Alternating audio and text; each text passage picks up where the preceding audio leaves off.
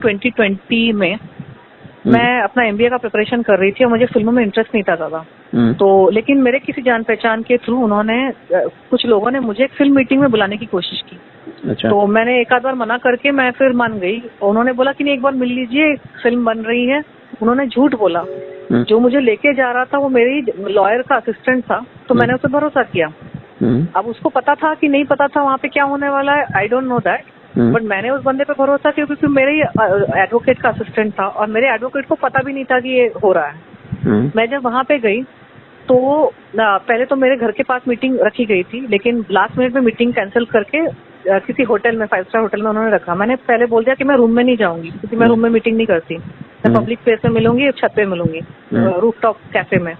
मैं वहाँ गई, मैं वहाँ बैठी, मुझे इंसिस्ट बार बार कर रहे थे कि वो जो अंदर जो लोग थे, जो रूम के अंदर, स्वीट रूम के अंदर लोग थे, कौन लोग थे मुझे नहीं पता, लेकिन इनके द्वारा इंसिस्ट किया जा रहा था कि मैं स्वीट रूम के अंदर जाऊँ, उस होटल के स्वीट रूम के अंदर जो 10वें माले पर था। अच्छा। मुझे ऐसा कुछ लगा कि मुझे जाना नहीं चाहिए क्योंकि मैं वैसे भी कमरे में जाती नहीं किसी से भी मिलने के लिए। तो मैं नहीं गई। मैंने बोला कि अगर वो बाहर नहीं आता तो मैं चली जाऊंगी यहाँ से। अच्छा, जो प्रोड्यूसर डायरेक्टर होने का ढोंग कर रहे थे, उन्होंने ये भूमिका बांधी थी, उन्होंने ये झूठ बोला था कि वो लोग बीजेपी से जुड़े हुए हैं, वो लोग इसके भाई हैं, उसके भतीजे हैं, कुछ है। तो उन्होंने बहुत भूमिका बांधी थी ये दिखाने के लिए कि वो लेजिटिमेट लोग हैं। और क्योंकि बीजेपी रूलिंग पार्टी है तो आप बीजेपी का नाम सुन के एक भरोसा हो जाता है ना कि ये सही लोग होंगे। तो वो सुन के मैं मीटिंग में गई भी थी, उन्होंने इंसिस्ट भी बहुत किया था। हालांकि उन्होंने लास्ट मिनट में लोकेशन चेंज कर दी थी तो थोड़ा सा मुझे अजीब लग रहा था। लेकिन मैं अंदर नहीं गई कमरे में। मैंने उनको बोला उनको ही आने दो रूफटॉप रेस्टोरेंट पे। लेकिन जब वो आए ना, वो 6 गुंडे थे। अच्छा। 6 उनका हुलिया देखकर ना मुझे सांप सूंघ गया। अच्छा। मैंने बोला ये कौन लोग हैं और मुझे 10वें माले के होटल रूम में क्यों लेके इतना इंसिस्ट क्यों कर रहे थे?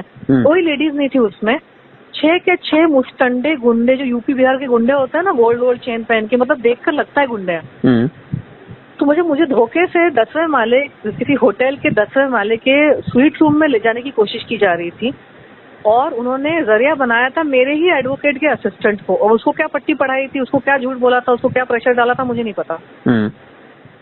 मैं वहां से डर के भागी और मैं लिफ्ट के अंदर घुस गई। फिर ये लोग भी लिफ्ट के अंदर घुस गए और इन्होंने मुझे 10वें माले पे वापस निकालने की कोशिश की, लेकिन लकीली CCTV कैमरास थे तो वो जबरदस्ती कर नहीं पाए।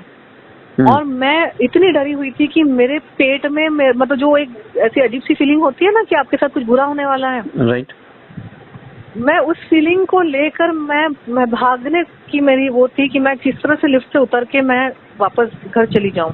तो मैं नीचे उतरी, गाड़ी में बैठ के मैं घर वापस आ गई। तो वो पहला इंसिडेंट था 2020 में। राइट आफ्टर दैट ये जो मैंने प्रेस कॉन्फ्रेंस जो किया था, मैंने तो प्रेस कॉन्फ्रेंस किया था ये सोच के कि अगर पुलिस उसको ऐसे नहीं पकड़ेगी तो वैसे पकड़ लेगा, एटलीस्ट मुझे किसी तरह से जस्टिस मिल जाए। मैं उस तरह से सोच रही थी कि इसने कोई ना तो धांधली करी होगी इसने अपने NGO में, तो वैसे ही उसको पकड़ ले पुलिस।